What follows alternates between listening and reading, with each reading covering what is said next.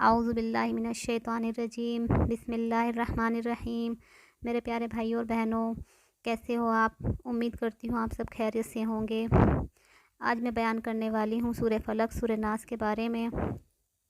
حضرت عائشہ رضی اللہ تعالیٰ عنہا سے روایت ہے کہ آپ صلی اللہ علیہ وسلم جب بیمار ہوتے اور تکلیف ہوتی تو آپ اپنے اوپر 3 مرتبہ سورہ ناس اور 3 مرتبہ سورہ فلق پڑھ کر دم کر لیا کرتے تھے۔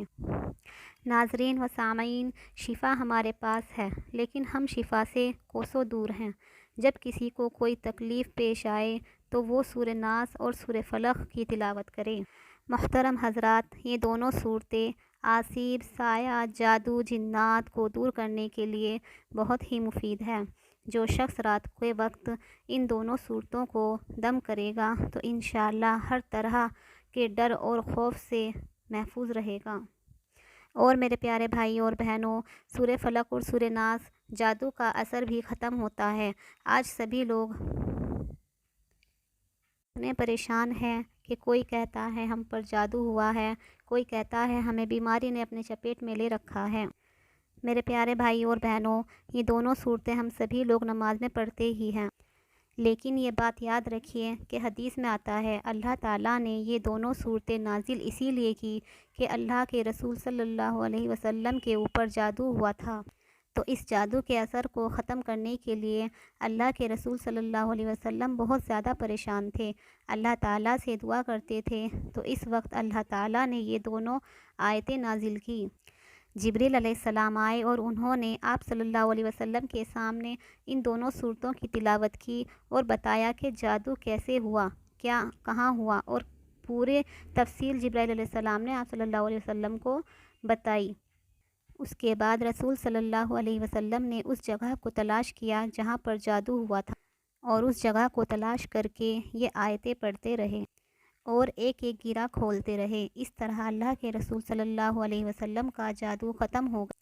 اس بات کو آپ لوگ ذہن میں رکھنا کہ جب آپ صلی اللہ علیہ وسلم پر جادو ہوا تو یہ دونوں صورتیں نازل ہوئی، اور ان کو پڑھنے کی وجہ سے آپ صلی اللہ علیہ وسلم کا جادو ختم ہو گیا۔ تو ظاہر سی بات ہے ہمیں بھی ان صورتوں کا اہتمام کرنا چاہیے اور ان صورتوں کو کثرت سے پڑھنا چاہیے۔ اسی کے ساتھ آپ لوگوں کو ایک بات اور بتا دوں کہ اگر آپ کو دشمن کا خوف ہے یا آپ کو کسی پر شک ہے کہ فلاں آدمی مجھ پر جادو کرا رہا ہے، یا آپ کو ڈر ہے کہ وہ آپ کو نقصان پہنچانا چاہتا ہے، تو آپ ہر نماز کے بعد یہ عمل کریں۔ آپ کو کرنا یہ ہے، جب آپ نماز پڑھیں تو آپ اسی نماز کی جگہ پر بیٹھ جائیں اور دل میں اور اپنی آنکھوں میں اس شخص کی صورت کو دیکھیں جس کا آپ کو ڈر ہے، اور اس کی صورت اپنی آنکھوں کے سامنے دیکھ کر سورہ ناس اور 3 مرتبہ سورہ فلق پڑھ لیں، اور پھر 3 مرتبہ سورہ ناس پڑھ لیں۔ 3 مرتبہ سورہ ناس سورہ فلق پڑھنے کے بعد اپنے دائیں اور بائیں جانب دھتکار دیں۔